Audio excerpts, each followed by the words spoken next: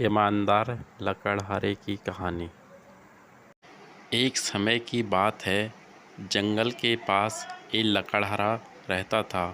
वो जंगल में लकड़ी इकट्ठा करता था और उन्हें पास के बाजार में बेचता था कुछ पैसे के लिए। एक दिन की बात है, वो एक पेड़ काट रहा था, तभी गलती से उसकी कुल्हाड़ी पास के एक नदी में गिर गई। नदी बहुत ज़्यादा गहरी थी। अब उसे लगा कि उसने कुल्हाड़ी खो दी है। वह दुखी होकर नदी के किनारे बैठकर रोने लगा। उसके रोने की आवाज़ सुनकर नदी के भगवान प्रकट हुए और उस लकड़हारे से पूछा कि क्या हुआ।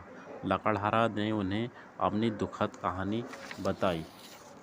नदी के भगवान को उस लकड़हारे के ऊपर दया आई और वो उसकी मेहनत और सच्चाई देखकर उसकी मदद करने की पेशकश की।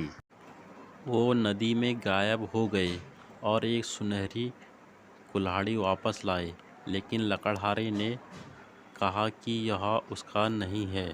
वो फिर से गायब हो गए और अब की बार उन्होंने चांदी की कुल्हाड़ी लेकर वापस आए, लेकिन इस बार भी लकड़हारे ने कहा कि ये कुल्हाड़ी भी उसकी नहीं है।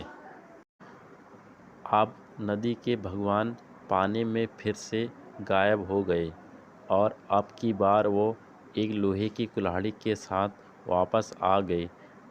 लकड़ी की कुल्हाड़ी देखकर लकड़हारा मुस्कुराया और कहा कि यह कुल्हाड़ी उसकी है। नदी के भगवान ने लकड़हारे की ईमानदारी से प्रभावित होकर उसे सोने और चांदी की दोनों कुल्हाड़ियाँ भेंट की। इस कहानी से हमें यह सीख मिलती है कि ईमानदारी सर्वोत्तम नीति है।